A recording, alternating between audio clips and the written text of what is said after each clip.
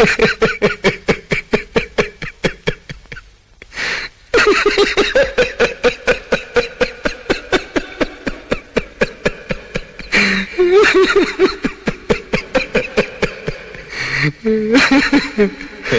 गए मेरी मौत का तमाशा देखने।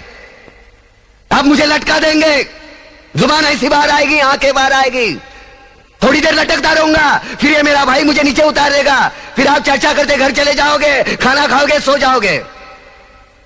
तुम्हारी ये नामर्दानगी, बुज़दिली एक दिन इस देश की मौत का तमाशा इसी खामोशी से देखेगी। कुछ नहीं कहना मुझे, तुम्हें कुछ नहीं। तुम्हारी जिंदगी में कोई फर्क पड़ने वाला नहीं। अंधेरे में रहने की आदत पड़ी है तुमको, गुलामी करने की आदत पड़ी है। पहले राजा महाराजाओं की गुलामी की, फिर अंग्रेजों की, अब चंद गद्दार नेताओं की और गुंडों की। धर्म के नाम पर ये तुम्हें बहकाते हैं, तुम एक दूसरे के गले काट रहे हो। काटो काटो। ऊपर वाला भी ऊपर से देखता होगा तो उसे शर्म आती होगी, सोचता होगा मैंने सबसे खूबसूरत चीज बनाई थी, इंसान। इंसान नीचे देखा तो सब कीड़े बन गए, कीड़े कीड़े। रेंगते रहो, सटते रहो और मरो। आए और गए, खेल खत्म। क्यों जिए मालूम नहीं, क्यों मरे मालूम नहीं।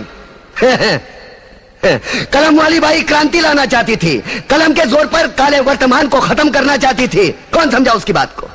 सब साले मुर्दे, जिंदा लाशें किसे जगाती वो? मैं जाग गया, कुछ अच्छा काम करके जा रहा हूं, सुकून है। लेकिन ध्यान में रखना, तुम्हारी ये खामोशी कल तुम्हारे बच्चों के लिए रोना बन जाएगी।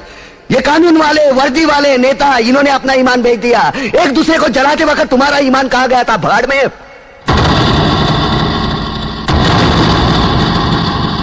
ये पिस्सू जैसा हमारा पड़ोसी मुल्क आने वाले कल में शायद अपने आप को दुनिया के नक्शे पर देख नहीं पाएगा। एक बात भूल रहा है, उनके घर में जो रोटी बनती है ना, उसका आटा भी विदेशी चक्की से पीस के आता है। साले अपने खुद के देश में सुई नहीं बना सकते और हमारे देश को तोड़ने का सपना देखते हैं। वो ये सपना देख सकते हैं क्योंकि उन्हें मालूम है ये मुर्दों का देश है। वतन के लिए किसी को कोई हमदर्दी नहीं है। इसे तोड़ना बिल्कुल आसान है। मैं हिंदू, मैं मुसलमान, मैं सिख, मैं फलाना, मैं ढिमका। एक लाठी को तो कोई भी तोड़ सकता है, लेकिन लाठी के भारे को तोड़ना मुश्किल है। मैंने बचपन में पढ़ा था, स्कूल में, तीसरी में। मैं क्यों समझा रहा हूं तुमको? क्यों समझा रहा हूं? पागल हूं मैं? भूसा भरा पड़ा है मेरे दिमाग में। क्यों बातें कर रहा हूं इन पत्थरों से? हंसो हंसो, खुशियां मनाओ। क्रांति की राह पर एक और कुत्ते की मौत मरने जा रहा है, कल कोई और मरेगा। हमें क्या? हम इसी तरह जीते रहेंगे, है ना? जियो भाई जियो, जैसे चाहिए वैसे जियो। मैं हिजड़े की जिंदगी जीना नहीं चाहता। ए ला, चल चल ला।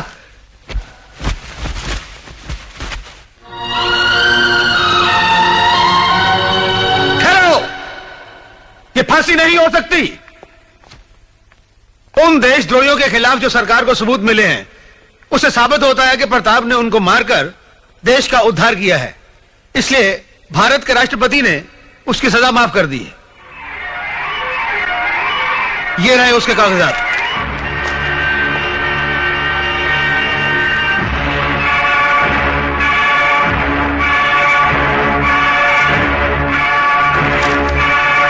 रोक दीजिए ये फांसी।